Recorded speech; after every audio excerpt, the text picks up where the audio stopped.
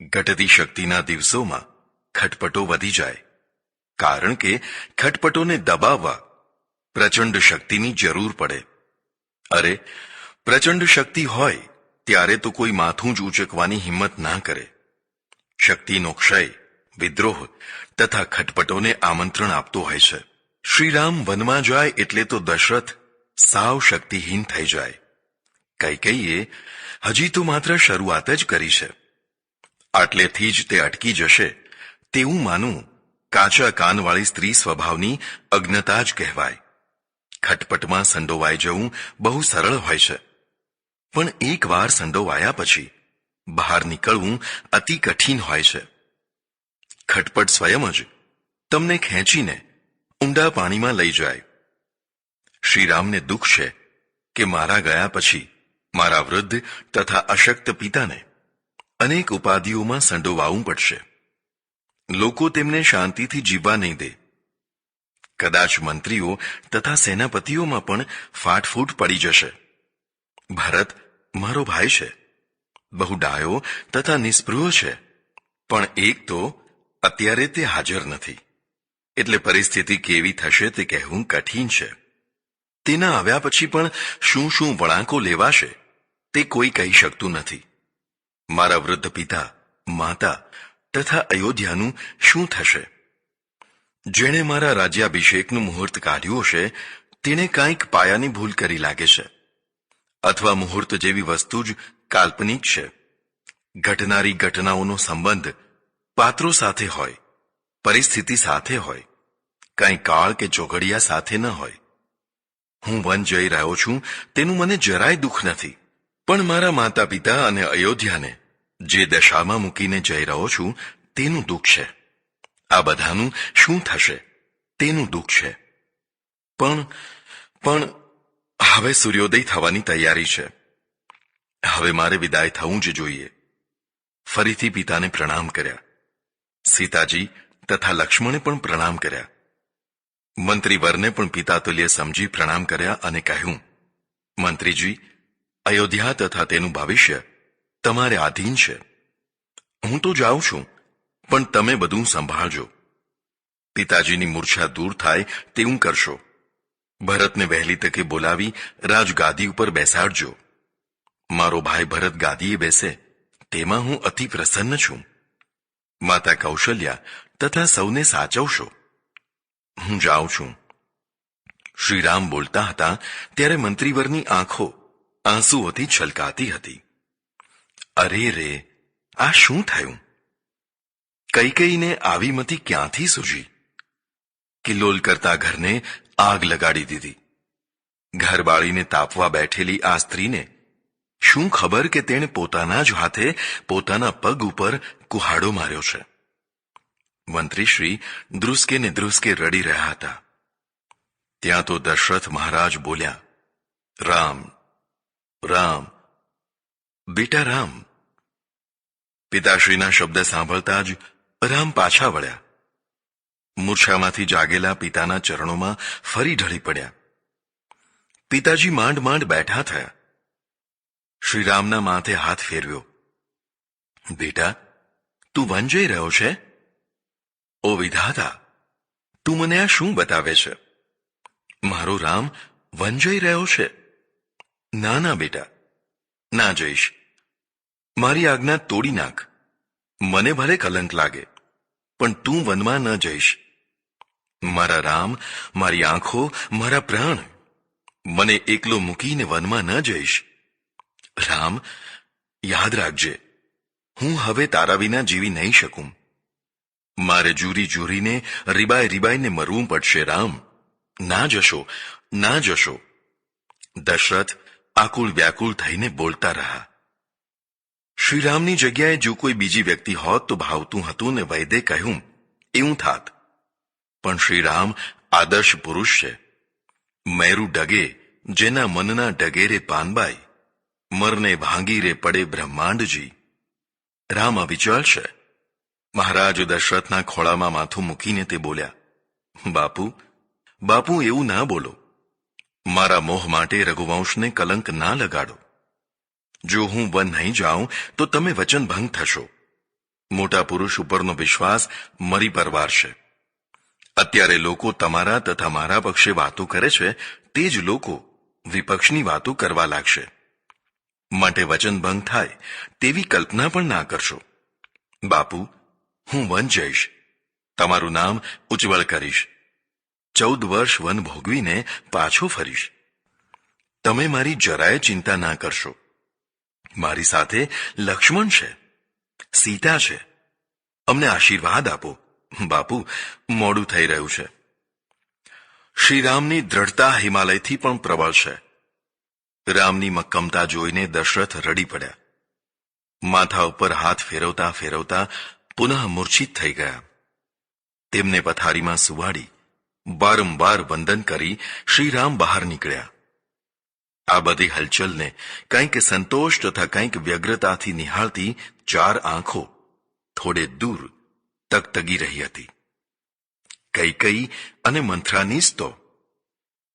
શ્રીરામ તેમની પાસે પણ ગયા અને જેટલા ભાવથી કૌશલ્યાને પગે લાગ્યા હતા તેટલા જ ભાવથી કૈકેયીને પગે લાગ્યા.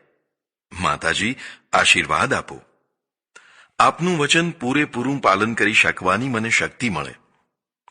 શ્રીરામનો આવો સાધુ પુરુષ જેવો નિષ્કપટ વ્યવહાર જોઈને એક વાર તો કૈકેયી પણ ધ્રુજી ઉઠી. અરે રે, આવા સંત પુરુષ પ્રત્યે આમે શું કર્યું? એવો ભાવ થયો. પણ મંથરાએ કોણી મારી તેની વિચારધારાને બદલાવી દીધી. કૈકેયીની આંખોમાં આંખો પરોવીને મંથરા કહી રહી હતી, જોજે હો બહેન, ફરી પાછી ભોળી ના થઈ જતી. રામની આ નમ્રતા અને વિવેક વિનયથી અંજાઈ ના જતી. તારું તથા ભરતનું ભવિષ્ય ધ્યાનમાં રાખજે. મંથરા પ્રેરિત કૈકેયીની કુટિલતા પુનઃ ઉપસી આવી. તેણે કૃત્રિમ મીઠી વાણીમાં શ્રીરામને કહ્યું, બેટા, ચિંતા ના કરીશ. ચપટી વગાડતા 14 વર્ષ પૂરા થઈ જશે. અમે બધા હળી મળીને સંપીને રહીશું. અહીંની કશી જ ચિંતા ના કરીશ. સુખેથી વનમાં જાઓ અને તારા પિતાની આજ્ઞાનું પૂરેપૂરું પાલન કરજે. શ્રીરામે કૌશલ્યા તરફ જોયું. કૌશલ્યાનું હૃદય વિદીર્ણ થઈ રહ્યું હતું. દોડીને ફરી પાછા તેમની પાસે ગયા. મા દીકરો ભાવાવેશમાં ભેટી પડ્યા. કરુણ દ્રશ્યમાં પણ ગાઢ કરુણા ભળી ગઈ. મહેલના દાસ દાસીઓ સૌને મળીને યથોચિત વાતો કરીને શ્રીરામ મહેલ બહાર નીકળ્યા. મહેલ બહાર તો વિશાળ જન સમુદાય એકઠો થઈ ગયો હતો. શ્રીરામના વનવાસની વાત વીજળી વેગે આખા શહેરમાં ફેલાઈ ગઈ હતી. વાત સાંભળતા જ લોકો બેબાકળા થઈને મહેલ તરફ દોડ્યા હતા. લોકો જાત જાતની વાતો કરતા હતા. કોઈ દશરથને કૈકેયીને આધીન થઈ જવાનો દોષ આપતા હતા, તો કોઈ એકમાત્ર કૈકેયીને જ દોષ આપતા હતા. સૌના વતન દુઃખ, આક્રોશ, ગ્લાનિ તથા શોકથી છવાયેલા હતા. રાજમર્યાદાને કારણે કોઈ ભલે બોલતા ના હોય, પણ સૌ મનોમન ઉકળી રહ્યા હતા. સૌને શ્રીરામ વહાલા હતા. સૌ શ્રીરામનો રાજ્યાભિષેક ઈચ્છતા હતા. સૌ કોઈ વનવાસના સમાચારથી વ્યથિત હતા. શ્રીરામને જોતા જ ગગનભેદી શબ્દ ગુંજી ઉઠ્યો, શ્રી રામચંદ્ર કી જય, શ્રી રામચંદ્ર કી જય. શ્રીરામ અમારા રાજા છે, શ્રીરામ અમારા રાજા છે. પ્રજાનો પ્રચંડ સૂર શ્રીરામના તરફ હતો. આક્રોશ તથા દ્રઢતાપૂર્ણ એ ધ્વનિમાં ઉમેરો કરવા ચારે તરફથી આબાલ વૃદ્ધના ટોળે ટોણા આવી રહ્યા હતા. પોતાના પ્રિય રાજકુમારને વન જતા જોઈને કેટલાય હૈયાફાટ રડી રહ્યા હતા. મહેલની કરુણ સ્થિતિ કરતા પણ બહારનું દ્રશ્ય વધુ કરુણ હતું. લોકચાહના જેવી કોઈ મૂડી નથી અને લોક તિરસ્કાર જેવી કોઈ અવદશા નથી. જે વ્યક્તિએ લોકચાહના સંપાદન કરી હોય તેણે કરોડોની સંપત્તિ કરતા પણ ઘણી કમાણી કરી ગણાય. સંપત્તિના ઢગલા ઉપર બેસીને પણ જેણે લોકોનો તિરસ્કાર ભેગો કર્યો હોય તેને શું કહેવું? હા, સત્ય માટે, લોકહિત માટે કેટલીક વાર લોકોનું મનોરંજન કર્યા વિના કડવી વાણી અને વર્તન દ્વારા લોકોને નારાજ પણ કરવા પડે, પણ આવી નારાજગી ભવિષ્યની હિત સાધક હોવાથી યશ કરતાં પણ વધુ મહત્વની છે. લોકચાહનાની ખબર વિપત્તિના સમયે થતી હોય છે. એવા કારમાં સમયે લોકો હૃદયથી તમારું અનિષ્ટ રોકવા આપોઆપ દોડી આવતા હોય છે. શ્રી રામની પાછળ આખું અયોધ્યા વિહવળ બન્યું છે, કારણ કે શ્રી રામ સૌના હિતકારી રહ્યા છે. આવું હિત કરનારું ટોળું પણ જો નિયંત્રણ બહાર જતું રહે તો હિત શત્રુનું કામ કરતું થઈ જાય. વિરોધીઓને નિયંત્રણમાં રાખવા કરતાં પણ સહયોગીઓના ઉભરાને નિયંત્રિત કરવો કઠિન કામ થઈ પડતું હોય છે. શ્રી રામે સૌને શાંત કર્યા. ધીર ગંભીર તથા પ્રેમભરી વાણીમાં સૌને પરિસ્થિતિનો સ્વીકાર કરી લેવા વિનંતી કરી. પોતાની જગ્યાએ ભરત ગાદી પર બેસે એટલે તેને પણ પૂરેપૂરો સાથ સહકાર આપવા અપીલ કરી. સૌને સંપથી હળી મળીને રહેવાનું સૂચવીને નગર બહાર જતા માર્ગ પર ચાલવા લાગ્યા.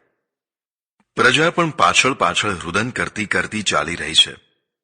શ્રી રામે નગર બહાર નીકળીને લોકોને પાછા ફરી જવા ખૂબ આગ્રહ કર્યો, પણ લોકો પાછા ફરવા તૈયાર ન હતા. તો અમે પણ તમારી સાથે વનમાં આવીશું. અમારો રાજા જો વન ભોગવતો હોય તો અમારે નગરમાં રહીને શું કામ છે? સૌના મુખે એક જ શબ્દ હતો. અયોધ્યાને મનોમન પ્રણામ કરી શ્રી રામ બોલ્યા, માતૃભૂમિ, હવે ખબર નહીં ક્યારે તારા દર્શન થશે. તારો કણ કણ મારે માટે પવિત્ર તીર્થ સ્વરૂપ છે. માતા, તારો ત્યાગ મને અસહ્ય કષ્ટ આપી રહ્યો છે. જનની જન્મભૂમિશ્ચ સ્વર્ગાદપી ગરીયસી. માતૃભૂમિ, મારા વતન, તને પ્રણામ. શ્રીરામે થોડો વેગ વધારી ચાલવા માંડ્યું. પાછળ વૃદ્ધો, યુવાનો, રોગીઓ, બાળકો સૌ કોઈ રામ રામ કરતા દોડી રહ્યા હતા. ઉમળકાભર્યું સ્વાગત જોઈને કયો એવો સજ્જન હશે જેનું હૃદય પુલકિત ના થઈ જતું હોય? પણ સ્વાગત કરતા કારમી વિદાયના દ્રશ્યો સજ્જનના જ નહીં, દુર્જનના પણ હૃદય હચમચાવી મૂકતા હોય છે. વારંવાર પાછા વળી જવાનું કહેવા છતાં લોકો તણાયા કરે છે. પાછા વળવાનું નામ નથી લેતા. અંતે ઘણે દૂર ગયા પછી શ્રીરામ ઊભા રહ્યા. પ્રજાને પાછા ફરવા આદેશ આપ્યો. સોગંદ દીધા કે હવે એક ડગલું પણ કોઈએ આગળ આવવું નહીં. ત્યારે માંડ માંડ પ્રજા પાછી વળી. શ્રીરામ, લક્ષ્મણ તથા સીતાજીની ત્રિપુટી આગળ વધતી રહી. ત્રણેય કોમળ છે, પણ સીતાજીની કોમળતાની કોઈ સીમા નથી. તે થાક્યા છે. વળી કાંટા કાંકરા વાળો માર્ગ છે. રાત્રિ નિવાસ કરવાની જગ્યા ક્યારે આવશે તે નક્કી નથી. છતાં કશી જ વેદના વ્યક્ત કર્યા વિના તે શ્રીરામની પાછળ પાછળ ચાલી રહ્યા છે. શ્રીરામ પણ જાણી ગયા છે કે સીતાજી થાક્યા છે. તેમને વિશ્રાંતિ મળે એટલા માટે શ્રીરામ વારંવાર કાંટા કાઢવા બેસે છે. સુદ્રઢ શરીર હોય તો જ દુઃખ સહન થાય તેવું નથી. પ્રેમ તથા શ્રદ્ધાની પ્રબળતા હોય તો ભયંકરમાં ભયંકર કષ્ટો પણ કોમળ વ્યક્તિ સહન કરી શકતી હોય છે. સીતાજી આજે હસતા હસતા વનવાસના કષ્ટો સહી રહ્યા છે. નિષાદ ભીલ પ્રજાના સરદાર ગુહે શ્રીરામના વનમાં આવવાના સમાચાર સાંભળ્યા. તરત જ ફળ, ફૂલ, કંદમૂળ વગેરે જે કાંઈ મળ્યું તે લઈને શ્રીરામની પાસે પહોંચી ગયો. પ્રણામ કરી અને વસ્તુઓ ભેટ ધરી હાથ જોડીને બેઠો. શ્રીરામે તેને વહાલથી પોતાની નિકટ બેસાડ્યો. સહજ સનેહ વિવસ રઘુરાઈ, પૂછી કુશલ નિકટ બેઠાઈ. શ્રીરામને જરા પણ અસ્પૃશ્યતા ન હતી. હોત તો નિકટ બેસાડત નહીં. ગુહ જેવા ભીલને પણ શ્રીરામ પૂર્ણ પ્રેમ તથા આદર આપે છે. ગુહને એક તરફ તો ક્લેશ થયો કે આવા કોમળ રાજકુમાર વન ભોગવી રહ્યા છે, પણ બીજી તરફ આનંદ પણ થયો કે જો શ્રીરામ વનવાસે ન નીકળ્યા હોત તો અમારા જેવાને દર્શન ક્યાંથી થાત. તેને આજે પોતાનું જીવન ધન્ય લાગતું હતું. જેના દર્શન કરવાથી પણ જીવન સાત્વિક આનંદથી ઉભરાવા લાગે તે વ્યક્તિમાં કાંઈક તો પરિબળ હશે જ. ગુહ જેવી સમાજના નીચલા સ્તરની વ્યક્તિ માટે પણ શ્રીરામના મનમાં પ્રેમ છે, સન્માન છે. એક વૃક્ષની નીચે સાફ સૂફી કરીને કુશ વગેરે ઘાસની પથારી કરવામાં આવી. ગઈકાલ સુધી છત્રી પલંગ ઉપર પોઢનારો આજે આ ભૂમિના ઘાસ ઉપર સુવાનો છે. સુવડાવનારનું હૃદય બળે છે, પણ સુનાર પૂર્ણ સ્વસ્થ છે, નિશ્ચિંત છે. દુઃખ જીવનનું અનિવાર્ય પાસું છે. તેનાથી મુક્ત થવા ઈચ્છનારને તે વધુ ને વધુ સંતાપ આપે છે. પણ જો તેનો હસતા હસતા સ્વીકાર કરવામાં આવે તો તે હળવું થઈ જાય છે. દુઃખથી છૂટવાનો અર્થ ભાગી છૂટવું એવો અર્થ નથી, પણ દુઃખને ન ગણકારવું તેવો છે. મોટા ભાગના દુઃખો માનસિક ભૂમિકાથી પ્રગટતા હોય છે. જેની માનસિક ભૂમિકા સ્વસ્થ અને સંતુલિત હોય તે દુઃખને ઝીલતા શીખી શકે છે. શ્રીરામ પૂર્ણ સ્વસ્થ તથા સંતુલિત છે. શ્રીરામના બળે સીતાજીમાં બળ છે. શ્રી લક્ષ્મણ તો બળવાન છે જ. વનવાસી પ્રજાને આજ કુતૂહલ થઈ રહ્યું છે. રાજકુમાર અને રાજકુમારી તેમના આંગણે પધાર્યા છે. જો શ્રીરામ રાજગાદી ઉપર હોત અને અહીં આવ્યા હોત તો કેટલો ઠાઠમાઠ રચાયો હોત. કેટલા વાજિંત્રો નૃત્યો સાથે મંડપો બંધાયા હોત. પણ શ્રીરામ રાજકુમાર થઈને નથી આવ્યા, વનવાસી થઈને આવ્યા છે. ખુરશી કે ગાદી ઉપર બેસીને કોણ નથી દીપી ઉઠતું, પણ ખરી દીપ્તિ તો વ્યક્તિની ત્યારે ગણાય જ્યારે તે ગાદી કે ખુરશી વિનાની હોય તો પણ તેના પ્રકાશમાં ઉણપ ના આવી હોય. અરે કેટલાક તો ગાદી કે ખુરશી ઉપરથી ઉતર્યા પછી વધુ કાંતિમાન થઈને દીપી ઉઠતા હોય છે. આવી વ્યક્તિઓને પોતાનું વ્યક્તિત્વ દીપાવવા ખુરશીઓની જરૂર નથી હોતી. ખુદ ખુરશીઓ તેમનાથી દીપી ઉઠતી હોય છે. વનવાસી સ્ત્રીઓ માટે સૌથી વધુ આકર્ષણનું કેન્દ્ર સીતાજી છે. સ્ત્રી જ સ્ત્રીનું હૃદય સમજી શકે. વનવાસી વધુઓ સીતાજીને અનેક પ્રકારના ભોળપણ ભર્યા પ્રશ્નો પૂછી રહી છે. સીતાજી હસતા હસતા ઉત્તરો આપી રહ્યા છે.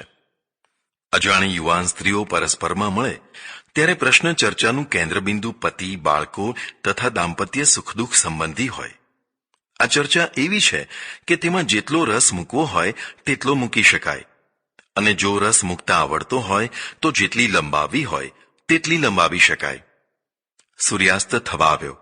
ધીરે ધીરે વનવાસી પ્રજા પોતપોતાના ઝૂંપડાઓ તરફ જવા લાગી. ગુહના લાવેલા કંદમૂળ, ફળ વગેરે ધોઈને શ્રીરામ, લક્ષ્મણ અને સીતાજી આહાર કરવા બેઠા. ક્યાં 32 પકવાન અને ક્યાં વનના ફળ.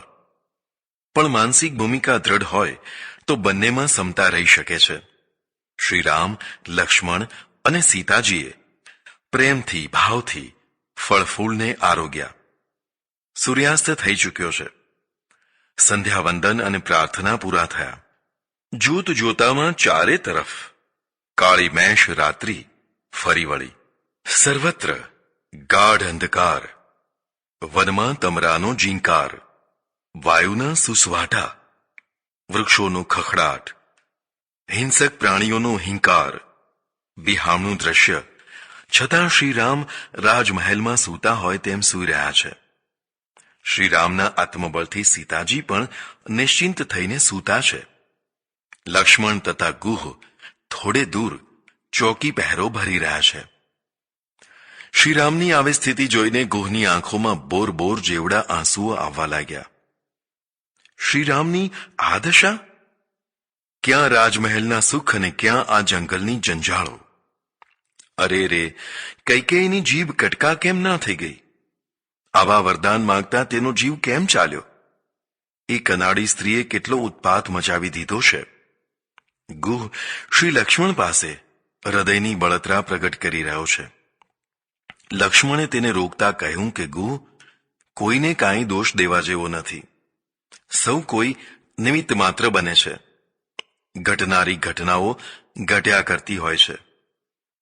કાહુ ન કો સુખ દુઃખ કર દાતા, નિજ કૃત કર્મ ભોગ સબુત ભ્રાતા. જોગ વિજોગ ભોગ ફલ મંદા, હિત અનહિત મધ્યમ ભ્રમ ફંદા. જન્મ મરણ જહ લગી જગ ચાલુ, સંપત્તિ વિપતિ કર્મ અરુકાલુ. દરનિ ધામ ઉદન પુર પરિવારુ, સરગુ નરકુ જહ લગી વ્યવહારુ. દેખિય સુનિય ગુનિય મન માહી, મોહ મૂલ પરમારથુ નાહી. શ્રી લક્ષ્મણે ગુહને જે વાતો કહી તે સત્સંગની વાતો રોજ પાઠ કરવા જેવી છે. હે ભાઈ, કોઈને દોષ દેવાની કે કોઈ ઉપર રોષ કરવાની જરૂર નથી. સંસારરૂપી રાત્રિમાં સૂનારા આપણે જાત જાતના સ્વપ્નો જોતા રહીએ છીએ. કોઈ સ્વપ્નમાં ભિખારી થાય તો કોઈ રાજા થાય, પણ આ અજ્ઞાન રાત્રિમાં જાગતો રહે તે યોગી કહેવાય. પ્રપંચ વિનાનો થઈને પરમાત્મામાં તન્મય થઈને રહે તે જ્ઞાની કહેવાય. જો ભાઈ સાંભળ. સખા પરમ પરમારથુ એહુ, મન ક્રમ વચન રામ પદ નેહુ. રામ બ્રહ્મ પરમારથ રૂપા, અબિગત અલખ અનાદિ અનુપા. લક્ષ્મણ તથા ગુહના સત્સંગમાં રાત્રિ વીતતી રહી. બંને સત્સંગમાં તરબોળ થતા રહ્યા. દુઃખી જીવને સત્સંગ મળે તો તેનું દુઃખ હળવું થઈ જાય. સત્સંગ જેવું કોઈ આશ્વાસન નથી. પ્રભાત થયું. શ્રી રામ, સીતા, લક્ષ્મણે સ્નાન કર્યું, સંધ્યા વંદન કર્યા. વડનું દૂધ મંગાવી પોતપોતાના વાળમાં નાખી વાળની જટાઓ બનાવી તપસ્વી રૂપ ધારણ કર્યું. જે વાળમાં દાસ દાસીઓ તેલ ફુલેલ નાખીને ભવ્ય શૃંગાર કરતા, તેવા વાળને રૂની જાડી દિવેટો જેવા વડના દૂધમાં વણી લીધા. તપસ્વીના રૂપમાં પણ શ્રીરામ ભવ્ય દેખાવા લાગ્યા. દેવ નદી પાર કરવા શ્રીરામ કિનારે પહોંચ્યા. કેવટના આનંદનો પાર નથી. શ્રીરામ આજ મારી નાવ ઉપર બિરાજશે તેવા વિચારે જ તેને ગદગદ કરી મૂક્યો. અંતરની લાગણીઓને લક્ષ્મી, વિદ્યા, સંસ્કાર કે કુલીનતા સાથે કોઈ સંબંધ નથી હોતો. ઘણીવાર બાહ્ય ભાર, પછી તે લક્ષ્મી, વિદ્યા કે કુલીનતાનો કેમ ના હોય, અંતરની લાગણીઓને રૂંધવાનો પ્રયત્ન કરતો હોય છે. એક પશુ અને બાળક જેટલી નિર્ભાર સ્થિતિ લાગણીઓના ક્ષેત્રમાં રાખી શકે છે, તેટલી પુખ્ત વ્યક્તિ નથી રાખી શકતી. કેવટ ભલે દરિદ્ર હોય, ભલે અભણ હોય, સંસ્કૃતિના વિષયમાં પણ કદાચ તે ઘણો પાછળ રહી ગયો હશે, પણ હૃદયની લાગણીઓ, શુદ્ધ ભાવનાઓમાં તે પાછળ ન હતો. બૌદ્ધિક વિકાસ કરતાં હાર્દિક વિકાસ માનવતા તથા દૈવી ગુણોને વધુ સારી રીતે પ્રગટાવી શકતો હોય છે. ઉચ્ચ શિક્ષણ પામેલા મનુષ્યો પણ ઘણીવાર હાર્દિક વિકાસ વિનાના જોઈ શકાય છે. આવા માણસોનું શિક્ષણ તેમની સ્વાર્થ વૃત્તિઓને વધુ પ્રબળ બનાવતું હોય છે. બીજી તરફ પ્રાથમિક શિક્ષણ પણ ન લઈ શકેલા ભાવનાશીલ મનુષ્યોમાં ભરપૂર માનવતા તથા દૈવી ગુણો જોઈને એમ થાય છે કે માત્ર શિક્ષણથી વ્યક્તિને સદ્ગુણી નથી બનાવી શકાતી. કેવટ, અભણ અને જંગલી કેવટ, ગંધાતો ગોબરો કેવટ, કાળો મેષ કેવટ શ્રીરામના ચરણો ધોવા આતુર છે. સેવાના 3 રૂપ છે. સેવ્યની ઈચ્છા એટલે કે આજ્ઞા પૂરી કરનારી સેવા. બીજું રૂપ સેવ્યની ઈચ્છા ના હોવા છતાં સેવકને સેવ્યની આવશ્યકતાઓની જાણ થતાં થનારી સ્વતઃ સેવા.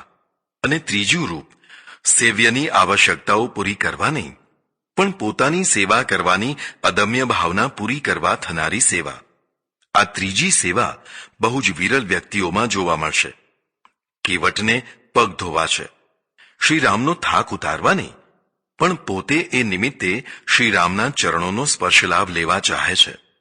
કેવટ અધમ જાતિનો મનુષ્ય ગણાય, એટલે શ્રીરામના ચરણ સુધી તેને હાથ પહોંચાડવાનો હક ન હતો.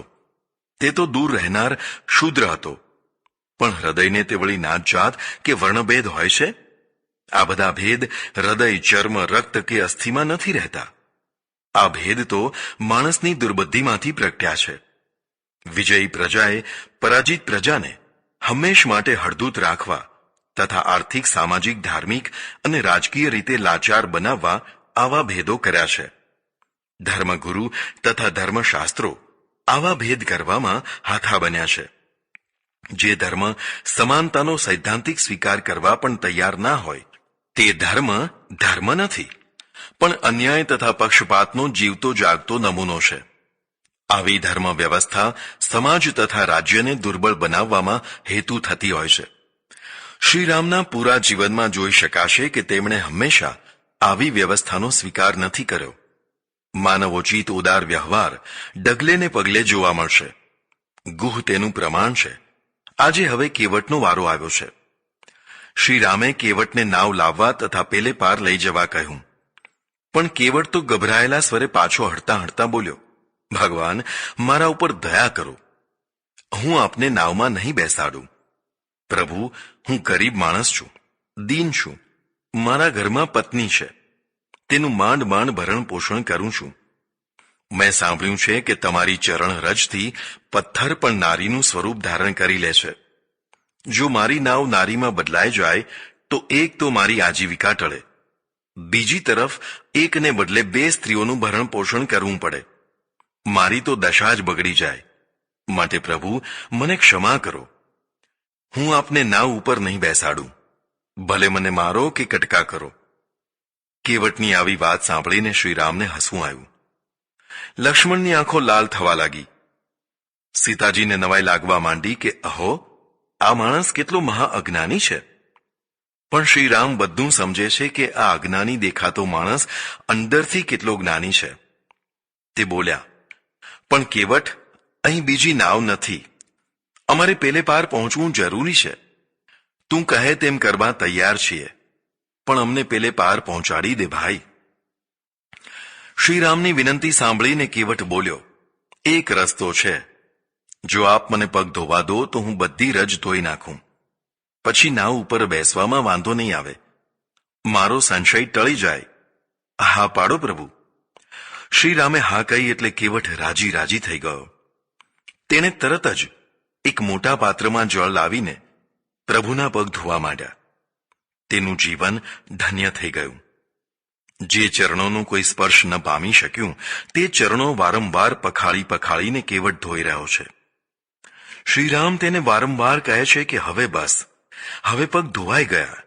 તો કેવટ જવાબ આપે છે કે ઉભા રહો પ્રભુ, કદાચ કોઈ કણ રહી ગયો હોય તો મારી નાવ નારી થઈ જાય. માટે સારી રીતે મને પગ ધોઈ લેવા દો. તે મનમાં ને મનમાં વિચારે છે કે આવો લહાવો દેવોને મળવો પણ દુર્લભ હોય છે. માટે જેટલો સમય વધારે મળે તેટલો સારો. અંતે તેણે નાવ કિનારા આગળ મૂકી. રામ સખા તબ નાવ મંગાઈ, પ્રિયા ચઢાઈ ચઢે રઘુરાઈ.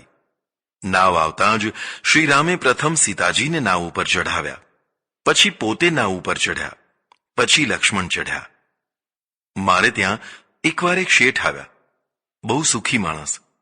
થોડા દુઃખી દેખાયા એટલે મેં પૂછ્યું, કેમ, બધું કુશળ તો છે ને? તેમણે દુઃખી સ્વરે કહ્યું કે આમ તો બધું ઠીક છે, પણ ખબર નહીં, કાલે સવારે કોનું મોઢું જોયું હતું કે રેલવેમાં હેરાન થઈ ગયા. તેમની દાસ્તાન કંઈક આવી હતી. બોરીવલીથી ટ્રેન પકડવા આખો પરિવાર સ્ટેશને માંડ પહોંચ્યો. ઘણી ઉતાવળ કરવા છતાં શેઠાણી સમયસર તૈયાર થઈ શક્યા નહીં, એટલે મોડું થયું હતું. ગાડી આવીને ઊભી હતી. અરે ઉપડવાની તૈયારીમાં હતી. ત્યાં માંડ માંડ દોડતા દોડતા છેલ્લા ડબ્બે પહોંચ્યા. શેઠ ઝડપ કરી અને ડબ્બા ઉપર ચડી ગયા અને ધડ ધડ દાગીના ચઢાવવા લાગ્યા. તેમની પાસે 18 દાગીના હતા, જેમાં 7-8 ચેતન એટલે કે બાળકો અને બાકીના જડ હતા. શેઠાણી નીચેથી વારા ફરતી વસ્તુઓ આપતા હતા. ત્યાં તો ગાડી ચાલુ થઈ ગઈ. છેવટના 2-4 દાગીના હતા તે પણ ચાલુ ગાડીએ લઈ લીધા, પણ શેઠાણી ના ચઢી શક્યા. ડબ્બાના દરવાજે ઊભા ઊભા શેઠ શેઠાણીને વારંવાર બોલાવતા રહ્યા, પણ શેઠાણીની ગતિ ગાડીની ગતિ સાથે મેળ ખાઈ ન શકી. શેઠાણી રહી ગયા. મેં કહ્યું કે થોડી ગતિ લાવીને ગાડી ઉપડતા જ ચઢી ગયા હોત તો સારું થાત. શેઠે કહ્યું કે શું કપાળ ચઢે? રોજ 5 લીટર દૂધ આવે છે, તેની બધી મલાઈ તે એકલી જ ખાઈ જાય છે. હું તેને ઘણું એ સમજાવું છું કે તેનું ઘી કર તો આખા ઘરને ચાલે, પણ તેનું કહેવું છે કે મલાઈ થતી જ નથી. બાપજી, શું શરીર થયું છે! જાણે અનાજ ભરવાની કોઠી જ જોઈ લ્યો. ક્યાં હાથ છે અને ક્યાં માથું છે તે જ દેખાતું નથી. ફિયાટની પાછળની સીટે બેસાડું તો 5 વર્ષના છોકરાને બેસાડવા જેટલી પણ જગ્યા નથી રહેતી, અને ગાડીના આગળના પૈડા ઊંચા થઈ જાય છે. બાપજી, મેલગાડી નાના સ્ટેશને ઊભી ના રહે. 2 કલાક આગળના સ્ટેશને ઊભી રહી. અમે બધા ઉતરી પડ્યા અને તાર કર્યો કે અમારો એક મહાકાય દાગીનો બોરીવલી સ્ટેશને રહી ગયો છે, તે આવતી ગાડીએ વહેલી તકે મોકલાવો. આવતી ગાડી 6 કલાક પછી આવવાની હતી. અંતે હેરાન પરેશાન થઈને થાક્યા. ગાડી આવી તેમાં અમારા શ્રીમતીજી પધાર્યા. હું તેના ઉપર ક્રોધ કરું તે પહેલા તો તે જ મારા ઉપર તાડુકી ઉઠ્યા. મને મૂકીને ચાલતા થયા તે કોઈ વિચાર ના આવ્યો? સાંકળ ખેંચવી હતી ને. હું સમસમી રહ્યો. હવે અત્યારે બોલવામાં કંઈ સાર ન હતો. અમે બધા પાછા આવેલી ગાડીમાં ઘૂસ્યા. ભીડનો પાર નહીં, ઊભા રહેવાની પણ જગ્યા નહીં. માંડ માંડ ગોઠવાયા. ગાડી તો ચાલી, પણ શ્રીમતીજીની જીભ આણંદ આવ્યું ત્યાં સુધી ચાલતી જ રહી. તેનો કકળાટ, કટુ વચનો, રુદન, આક્રોશ આ બધું સાંભળી સાંભળીને તો બાવા થઈ જવાનું મન થઈ જાય છે. તે ગાડી ઉપર ના ચઢી શકી તેમાં મારો શો વાંક? મેં કહ્યું કે વાંક તો તમારો જ કહેવાય. પેલા દુઃખી ભાઈ આક્રોશ તથા નવાઈથી મારા સામે જોઈ રહ્યા. મારો વાંક? તમે પણ તેનો પક્ષ લો છો? મેં કહ્યું કે તેનો પક્ષ નથી. તમે જો રામાયણ વાંચી હોત તો આ ભૂલ ના થાત. તેને આશ્ચર્ય સાથે કહ્યું કે રામાયણ વાંચવાથી શું ટ્રેન ઉપર ચઢવા કે ઉતરવાનું જ્ઞાન આવે છે? મેં કહ્યું કે હા. જુઓ, શ્રી રામ નાવ ઉપર ચઢ્યા તે કેવી રીતે ચઢ્યા. રામ સખા તબ નાવ મંગાઈ, પ્રિયા ચઢાઈ ચઢે રઘુરાઈ. શ્રી રામે પ્રથમ સીતાજીને નાવ ઉપર ચઢાવ્યા, પછી પોતે ચઢ્યા. તમે પણ જો પ્રથમ પ્રિયાને ગાડીમાં ચઢાવી દીધી હોત અને પોતે નીચે રહી દાગીનાઓ આપવા માંડ્યા હોત તો આ દશા ના થાત. હવે ફરી વાહનમાં ચઢવાનો પ્રસંગ આવે ત્યારે રામાયણની આ ચોપાઈ યાદ રાખજો. પ્રિયા ચઢાઈ ચઢે રઘુરાઈ. શ્રી ગંગાજીના ઉન્મત્ત તરંગો ઉપર નાવ સામા તટ તરફ જઈ રહી છે. શ્રી ગંગાજીના તરંગો કરતા પણ વધુ આનંદના તરંગો કેવટના હૃદયમાં ઉઠી રહ્યા છે. તેના કંઠમાંથી હલકદાર ગીત ચારે તરફ સુસવાટા ભરતા વાયુમાં પ્રસરી રહ્યું છે. પગ મને ધોવા દ્યો રઘુરાય, પ્રભુ મને શક પડ્યો મનમાય. સામો કિનારો નજીક આવ્યો ત્યારે શ્રીરામજીએ સીતાજીને ઇશારત કરી કે કેવટને કંઈક પારિશ્રમિક આપવું જોઈએ. કોઈની પાસેથી બને ત્યાં સુધી મફત કામ ના લેવું જોઈએ. પ્રત્યેકને તેની મહેનતનું ફળ આપવું જોઈએ. અમેરિકામાં કશું જ મફત મળતું નથી. નહીં, ત્યાંની પ્રજા મફતનું લેવા ટેવાયેલી નથી. આપણે ત્યાં વેઠ અને મફતના સંસ્કારો નસોમાં જામી ગયા છે. રજવાડાઓના સમયમાં પ્રજાનો મોટો ભાગ, ખાસ કરીને ખેડૂત, વસવાયા, હરિજન વગેરે સૌને રાજ્યના ઓફિસરોથી લઈને સિપાઈ સુધીની વેઠ કરવી પડતી.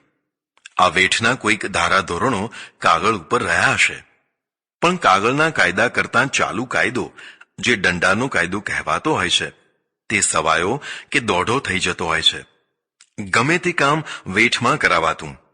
ખેડૂતોને ખેતરમાં વરાપ આવ્યો હોય અને વાવણી ચાલતી હોય તો પણ કામ પડતું મુકાવીને, વર્ષ બગાડીને પણ ગાળો દેતા દેતા વેઠ કરાવવામાં આવતી. આવી રીતે વેઠ કરાવનારને પોતાના રૂઆબ ઉપર ગર્વ થતો. પ્રજાનું કામ બગાડ્યાનો પશ્ચાતાપ ન થતો. મને યાદ છે, એકવાર હું ભાવનગર સ્ટેટના રિટાયર્ડ થયેલા એક મામલતદારની સાથે તેમની ગાડીમાં જઈ રહ્યો હતો. રસ્તો કાચો હતો. આગળ એક ખેડૂત પટેલનું બહાર ભરેલું ગાડું ચાલતું હતું. સાહેબની ગાડીના એન્જિનનો અવાજ સાંભળતા જ ઝટપટ ગાડાને બાજુએ કરવા તેણે પ્રયત્ન કર્યા. પણ એક તો બહાર બહુ હતો અને રસ્તો જલ્દી કપાય તેવો ન હતો. તેથી થોડી વાર લાગી. સાહેબની ગાડી નજીક પહોંચી ગઈ અને સાહેબનો પિત્તો ગયો. તેમણે કાનમાં આંગળી ઘાલી દેવાની ઈચ્છા થાય એવી ટન ટનની ગાળો પેલા ખેડૂતને સંભળાવવા માંડી. મેં કહ્યું, હવે તમે રિટાયર્ડ થઈ ગયા છો તોય તમારો આવો કડક રૂઆબ છે, તો જ્યારે ખુરશી ઉપર હશો ત્યારે વળી કેવોય જુલમ કરતા હશો. મારી વાત સાંભળી અને તેમને પાનો ચડ્યો. પોતે જ્યારે મામલતદાર હતા ત્યારે કેવી ધાક વગાડતા તેનું વર્ણન કમકમી ઉપજાવે તેવું સાંભળ્યું. જેના માથા ઉપર વેઠ લાદવામાં આવી હોય તે માત્ર શારીરિક રીતે જ ગુલામ નથી થતો, પણ બીકણ, ફફડતો, દબાયેલો થઈ જતો હોય છે. ભારતની પ્રજામાં મોટા પ્રમાણમાં કાયરતાનો રોગ ઘૂસી જવામાં આ પણ એક કારણ છે. મફત ખાવનો જેટલો મોટો વર્ગ અહીં તૈયાર થયો છે તેટલો મોટો વર્ગ કદાચ બીજી કોઈ પ્રજામાં નહીં જોવા મળે. ધાર્મિક રીતે જોઈએ તો બ્રાહ્મણો, બાવાઓ, ભિક્ષુકો તથા એવી બીજી ઘણી વ્યક્તિઓ છે જે ભિક્ષા ઉપર નિર્વાહ કરવાનો પોતાનો ધર્મ માને છે. પુરાણોમાં કહેવાયું છે કે બ્રાહ્મણનું મુખ એ ભગવાનનું જ મુખ છે. જો ભગવાનને જમાડવા હોય તો બ્રાહ્મણને જમાડો, દક્ષિણા આપો, રાજી કરો. તેમના તૃપ્ત થવાથી પરમાત્મા તૃપ્ત થાય છે. આ વર્ગલાભીય ધર્મ પ્રથાને અહીં થનારા આચાર્યો, મહંતો વગેરે ટેકો આપ્યો. પ્રોત્સાહિત કરવા સ્વયં 84 કરી અને જમાડવા માંડી. ક્ષત્રિય તથા વૈશ્ય વર્ગને જ્યારે પણ દાન, પુણ્ય કે ધર્મ કરવાની ઈચ્છા થાય ત્યારે બ્રહ્મભોજન કરાવવાની વૃત્તિ થાય. પ્રજાનો દાન પ્રવાહ એક નિશ્ચિત વર્ગ તરફ હોશિયારીથી વાળી દેવામાં આવ્યો. આને કારણે એક તરફ સાચો ભૂખ્યો વર્ગ દાનથી વંચિત રહ્યો, તો બીજી તરફ 84 જમી અને દિવસો પસાર કરનારો વર્ગ નિષ્ક્રિય તથા નિર્માલ્ય બન્યો. તેની ઈચ્છાશક્તિ 84 જમવામાં જ કેન્દ્રિત થઈ, એટલે તેની શક્તિઓનો વિકાસ અટકી ગયો. પરિણામે તે દરિદ્રી થયો. બીજી તરફ બાવાઓની જમાતો કાળી રોટી અને ધોળી દાળથી તૃપ્તિ મેળવનારી, ખેડૂતો વગેરેને પજવીને અલમસ્ત રહેનારી, દેશ, સમાજ કે પ્રજાહિતની પરવા કર્યા વિના ઉદર ભરીને જીવન જીવનારી, દબાણ કરીને પણ લોકો પાસેથી પૈસા ભેળા કરવામાં પ્રવૃત્ત રહેલી દેખાશે. ત્રીજી તરફ સાચા કારણોસર થોડો અને ખોટા કારણોસર વિશાળ એવો ભિક્ષુક વર્ગ સવારથી સાંજ સુધી યાતના કરી અને જીવતો જણાય છે. આ બધામાં નિશ્ચય કેટલાક સાચા પણ હશે જ, પણ ખોટાના પ્રમાણ આગળ તેમની ગણતરી શું?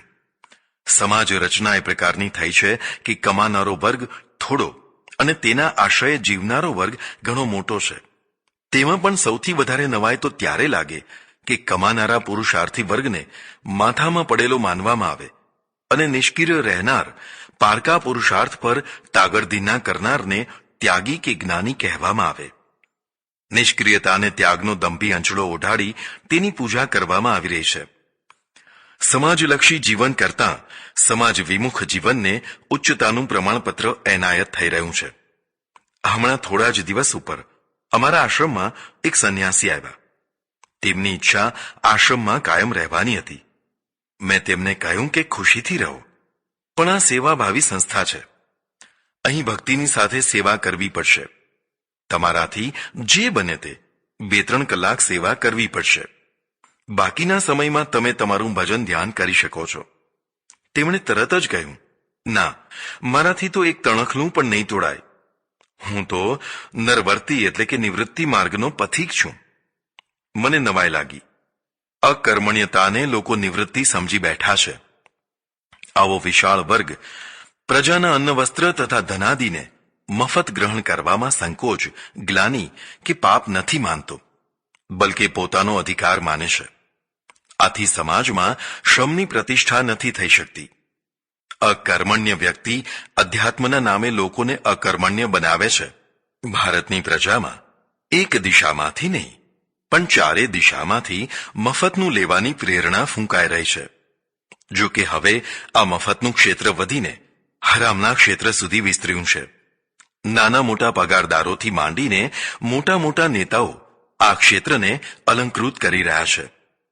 1947માં દરિદ્રતામાં પણ ભારત માતાની ચામડીની ચમક ચમકતી હતી. આજે રોગિષ્ઠ વૃદ્ધાવસ્થા જેવી ફિક્કી થઈ ગઈ છે. કારણ સ્પષ્ટ છે. પ્રજાનું ઘડતર પુરુષાર્થલક્ષી તથા પ્રમાણિકતાલક્ષી કરી શકવામાં આપણે સફળ રહ્યા નથી, તે હકીકત છે. એટલે હું તમને કહું છું, કોઈની પાસેથી, ખાસ કરીને ગરીબ શ્રમજીવી પાસેથી મફતનું કામ લેવાની ઈચ્છા ના કરશો. સૌને તેના પરિશ્રમનું ઉચિત મૂલ્ય મળવું જ જોઈએ. શ્રી રામે સીતાજીને ઇશારત કરી કે કેવટને કંઈક આપો. ચતુર સીતાજી સમજી ગયા. તેમણે તરત જ પોતાના હાથની આંગળી ઉપરથી મૂલ્યવાન વીંટી ઉતારીને કેવટ તરફ ધરી. ભાઈ, લો આ વીંટી, સ્વીકારો. સીતાજીને આપતા પણ આનંદ થઈ રહ્યો હતો. તે આનંદને શ્રીરામ આનંદપૂર્વક નિહાળી રહ્યા હતા. કેવટે માથું હલાવીને કહ્યું, નાના માતાજી, મારાથી ના લેવાય. તમને નદી પાર કર્યા તેમાં મેં શું મોટું કામ કરી આપ્યું છે? પ્રભુ, હું સાધુ સંત પાસેથી પૈસા નથી લેતો. લેવા જેવું હોય ત્યાંથી જ લઉં છું. ગરીબ છું, પણ ગરીબ પાસેથી મન દુભવીને નથી લેતો. આપની કૃપાથી સાંજે મુઠ્ઠી ધાન મળી રહે છે, સંતોષ છે. પ્રભુ, હું કાંઈ નહીં લઉં. કેવટની વાણીમાં હૃદયનો અને જીવનનો રણકો હતો. કાળી ચામડીવાળા માણસની ઉજળી દૂધ જેવી વાણી વરસી રહી હતી. શ્રીરામે કહ્યું, ભાઈ, તારી વાત સાચી છે, પણ અમે તો કંઈ સંત સાધુ કે ગરીબ માણસ નથી. અમે તો ક્ષત્રિય રાજકુમાર છીએ. અમારી પાસેથી તો તારે મહેનતાણું લેવું જ જોઈએ. સીતાજી પાસેથી વીંટી લઈને રામે પોતે કેવટને આપવા માંડી, પણ કેવટ પલળ્યો નહીં. તે માથું હલાવતો જ રહ્યો. શ્રીરામે વારંવાર આગ્રહ કર્યો ત્યારે તેણે કહ્યું કે પ્રભુ, વાણંદ પાસેથી વાણંદ હજામત કરવાના પૈસા નથી લેતો. આપણે તો સરખો જ ધંધો છે, તે તમે ક્યાં નથી જાણતા. આપ મારી નદીના કિનારે આવ્યા એટલે મેં નાવમાં બેસાડીને પાર ઉતારી દીધા. હવે હું જ્યારે આપની નદીના કિનારે આવું ત્યારે આપ મને પાર ઉતારી દેજો. પાર ઉતારવાનો આપણો ધંધો છે. મેં મારું કર્યું, આપ હવે સમય આવે આપનું કામ કરજો. તમે ગમે તેમ કરશો તો પણ હું પૈસા લેવાનો નથી. કેવટની મક્કમતા આગળ શ્રીરામ હાર્યા. કેવટનો ત્યાગ જીત્યો. શ્રીરામની ઉદારતા પણ જીતી. નદી પાર થવાનું મહેનતાણું મૂલ્યવાન વીંટી ના હોય, એકાદ રૂપિયો હોય, પણ મોટા પુરુષોનું મોટું હૃદય યોગ્ય પ્રસંગ આવે ત્યારે વધુ મોટું થઈ જાય છે. જીવનમાં બધા જ પ્રસંગો ભાવતાલ કરવાના નથી હોતા. કેટલાક પ્રસંગો તો ન્યોછાવર કરવાના હોય છે. તમારા માટે કોઈ ભાવથી તરબોળ થઈને શ્રમ કરે તો તેને પારિશ્રમિક ના અપાય, પણ પારિતોષિક અપાય. શ્રમ તથા પ્રેમનો ભેદ જેને દેખાતો નથી તેને જીવન જ દેખાતું નથી. નાના બાળકને રાખવાનું કામ કરનારી આયાને પગાર અપાય, પણ માને પગાર ના અપાય. માં પણ બાળકને રાખવાનું જ કામ કરતી હોય છે, પણ માના અંગે અંગમાંથી બાળક માટે જે ભાલ, ભાવ અને પ્રેમ નીતરતો હોય છે તેનું વેતન નક્કી ના કરી શકાય. તેનો બદલો તો ભાવ અને પ્રેમથી જ વાળી શકાય. એટલે ભાવ વિભોર થયેલા કેવટને મૂલ્યવાન વીંટી આપવા માંડી. બંને તરફના પ્રેમમાંથી ઉત્સર્ગ એટલે કે ત્યાગ પ્રગટ્યો. શ્રીરામને વીંટી આપવાનો અને કેવટની તે જ મૂલ્યવાન વીંટી ન સ્વીકારવાનો પ્રેમનો જય જયકાર થયો. બાકી આજ કેવટ કદાચ ઘણીવાર બીજા માણસો સાથે માત્ર 2 પૈસા માટે લડી પડતો હશે, કારણ કે ત્યાં બંને પક્ષે ન આપવું તથા વધુ લેવું એવું સ્વાર્થી વલણ સ્થિર થઈ જતું હશે. શ્રીરામે ગંગાજી પાર કર્યા.